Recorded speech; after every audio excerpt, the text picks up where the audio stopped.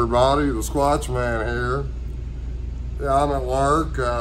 My friend brought this in for a comparison with the print I got. I think it's Goatman. I'm gonna make it short and sweet. I'm on my lunch break. This is a 240-pound buck, killed here and harvested legally in Indiana, the Kentuckiana area, which is the Ohio Valley region. I contacted Department of Natural Resources in both Kentucky and Indiana and asked them about the size of big buck tracks. It sounded like I was talking to the same guy in both states. They both said the same thing. A big 200-pound plus. They had a 220-pound one in Kentucky that he told me he measured his prints, and from the top of the hoof down to the dew claw was underneath 5 inches. And this is a 240-pound deer. So with that said, we're gonna come over here and get some measurements and compare them to my track, which is laying right here. Okay, first of all, let me give you a side-by-side of my track versus a 240-pound trophy buck. This was a 10-pointer. He's got the head mounted and he also has the feet mounted.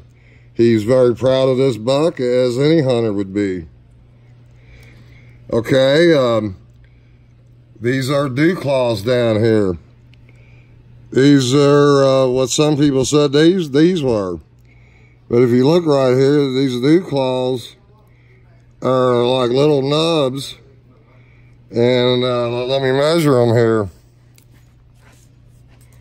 They're approximately a little over a ½ inch wide, each one of them. Right at, yeah, 5/16 probably. Not much over a half. And then the guys at the DNR said from the dew claw to the tip, as always, let me get right here. Let me start on this end. Put it right here.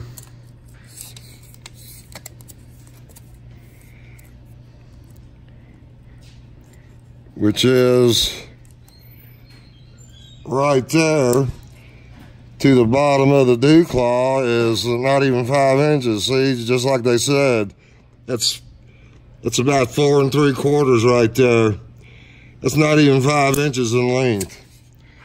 If you measure mine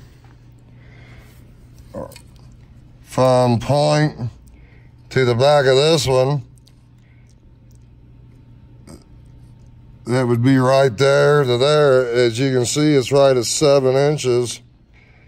And if this was closed, I did a little diagram here earlier of a 2.5 inch line that was spread out a little farther than this one, but it's the same principle. If you closed it, it would be up here. So I'll show you what I mean. Yeah, it's a 2.5 inch line, 2.5 inch line, and it starts right there at the corner there. So if I turn this around and put it right there at the bottom in the corner, right there, it goes up to 2.5 inches. So you add a ½ inch of that track, that's gonna make it 7.5 inches compared to not even 5 inches on a 240-pound trophy buck. Yeah, I'm just doing this to prove that this is not a buck. I don't have to do this. We know what this is. You know, we know what this is. This is Goatman's track. I mean, look all the way down through here. There's part of his foot all the way back down here. These are not dew claws, razor sharp, both sides. And here, the dew claw is nothing like it. And like I said, I'm not an expert on deer tracks, but I have become very knowledgeable the last 3 days. And these will open up some when they go in the muddy or they're running up a hill, stuff like that. They will open up just like their front hooves here will open up. But another thing I want to point out is whenever you find a deer track, you got that arch in it. So even when they spread open, you're going to see a gap here, but you're going to still see the arches. This is a hoof. This is bony material. This is not going to straighten out. Trust me. And if you look at this one here,